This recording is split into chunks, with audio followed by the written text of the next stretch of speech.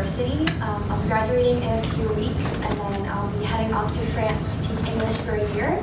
And I hope to come back and pursue a master's and then PhD in linguistics. I'm very honored to be here today. The paper that I'm going to be presenting today is titled The One with All the Slang, Friends' Role in Popularizing Slang, and I'm going to be analyzing how pop culture intersects with the way that we develop our language. Due to the nature of television, especially the informal nature of situational comedies, television shows can impact the speech of their viewers through popularizing slang, contributing to the unified sense of community associated with pop culture. The long-running NBC show Friends has experienced lasting popularity, and the success of the show has introduced slang into the registers of both interior and exterior communities surrounding the popular sitcom. The series finale earned over 52.46 million American views during its premiere, naming it the most-watched television episode in the 2000s and the 5th most-watched season finale of all time. Long-running television shows like Friends can reveal traits necessary to facilitate the acceptance of slang by an audience. John Simpson of the OED classifies a slang word as an alternative to a more formal word.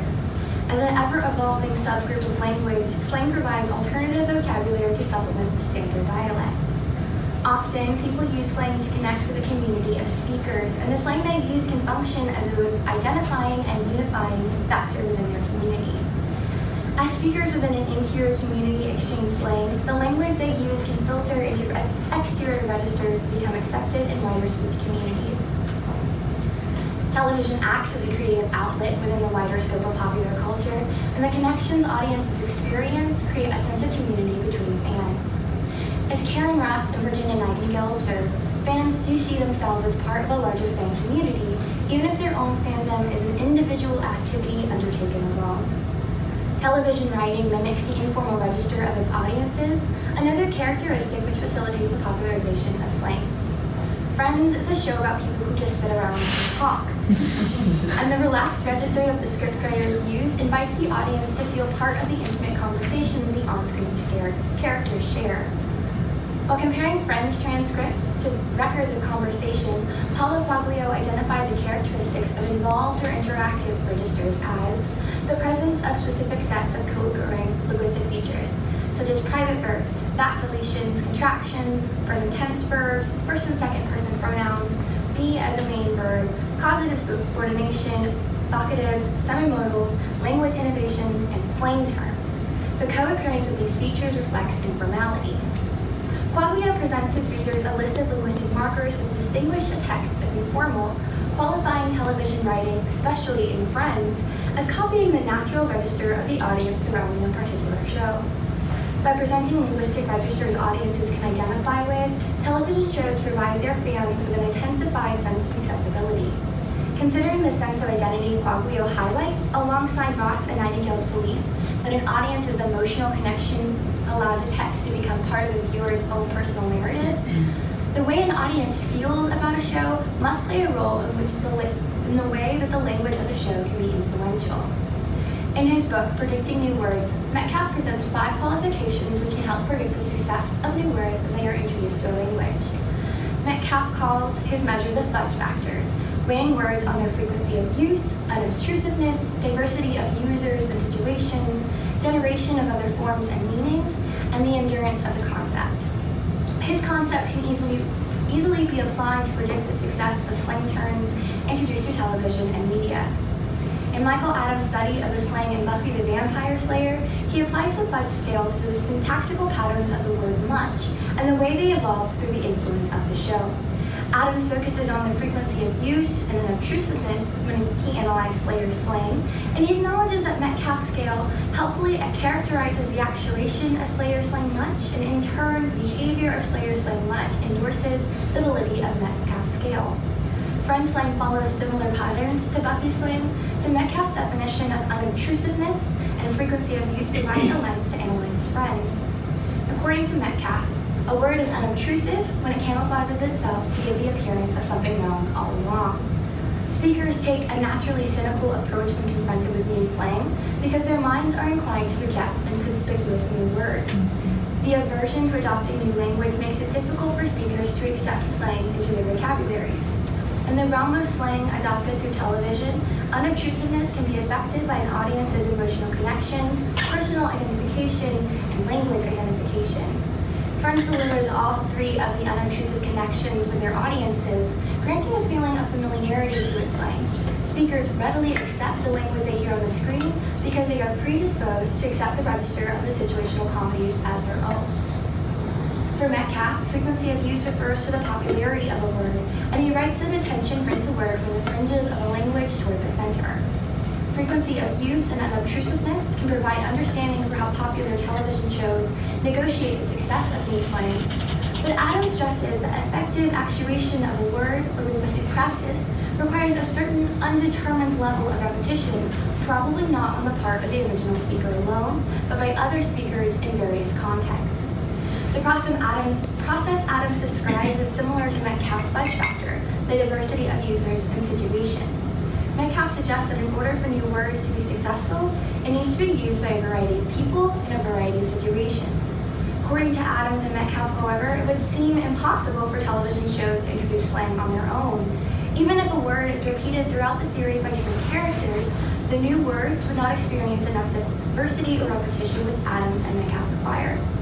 Adams clarifies the enigma presented by suggesting that the accessible nature of television bypasses the need for diverse users and situations. Through the accessibility of shows through syndication, DVD sets, and internet television, audiences can view their favorite films and television shows over and over again. Thus, novel terms or sounds or sentence patterns they might otherwise hear and forget are repeated in their presence as frequently as they like. The repetition of words within the same context mimics the process of actuation, leading to the acceptance of slang in television shows. Over 10 seasons, spanning 1994 to 2004, Friends follows the lives of 6 20 to 30-somethings in New York City, garnering an average of 23.6 million American views each episode. The 10 seasons of Friends earned an average Nielsen rating of 25.1, meaning that of the television sets in use, 25.1% were tuned into the program. Friends' popularity did not end with the original run of the show. It has retained a notable level of popularity due to syndication and DVD releases, and on January 1st, 2015, when Netflix released all 236 episodes of Friends on their online streaming platform, the accessibility of the show expanded exponentially worldwide.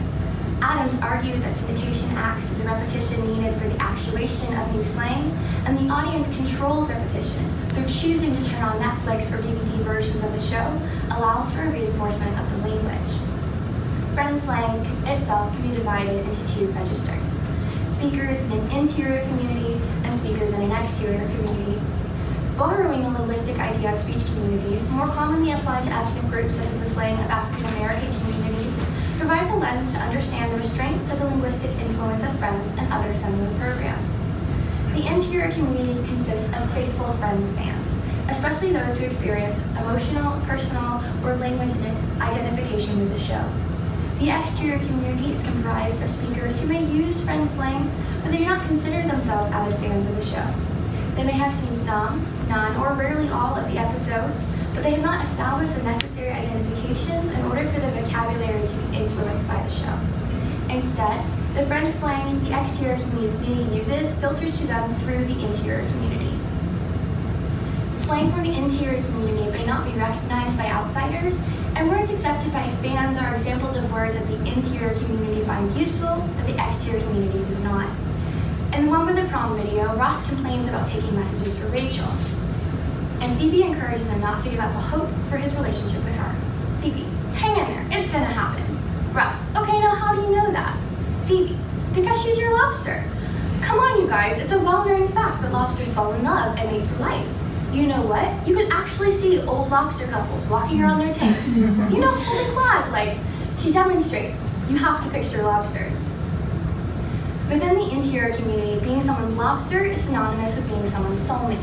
Later in the episode, Ross struggles to explain to Rachel what it means to be his lobster, and he stutters through a poor imitation of Phoebe's explanation, repeatedly pantomiming two lobsters holding claws in a way that only baffles Rachel more. Unagi, pivot, and pla are three more examples of interior community slang. Unagi is a type of sushi made with freshwater eel, but in Friends, Ross explains to Phoebe and Rachel that it is also a state of total awareness. For Friends fans, pivot is something shouted when trying to navigate large objects around stairs, like when Ross, Rachel, and Chandler try to move Ross's new couch upstairs to his apartment. In the one with George Stephanopoulos, Monica and Rachel bemoan not having a plan for their lives, while Phoebe agrees, adding that she doesn't even have a plug.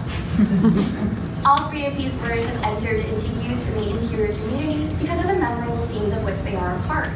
Fans decided they liked to use Friends slang, and the new words, or new meaning to old words, entered into the vocabulary. The exterior community includes Friends slang that has been popularized through the show.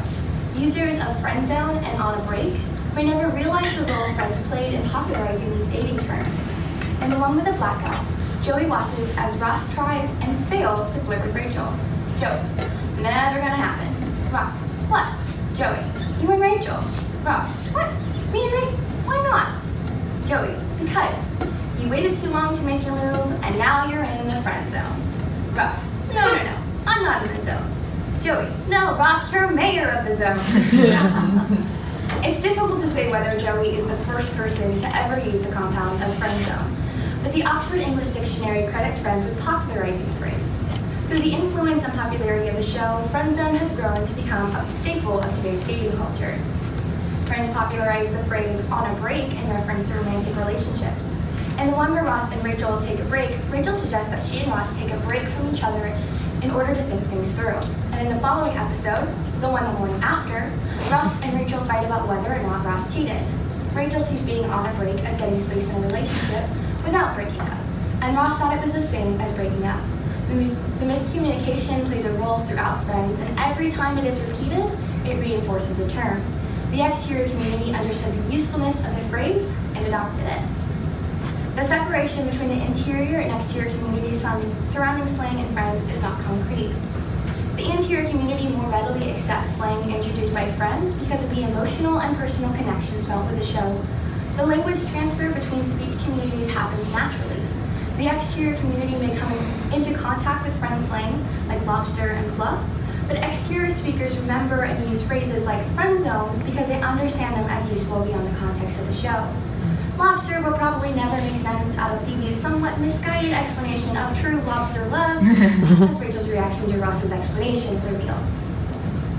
Friends presents viewers with an opportunity for emotional, personal, and linguistic identification, which impacts and influences its audience's language.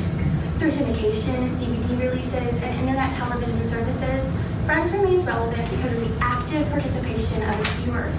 By mimicking the informal register of the audience, Friends introduces and popularizes slang in interior and exterior speech communities. Despite premiering almost 25 years ago, Friends provides an interesting case study for the ways that television can influence the language of its audience. Thank you.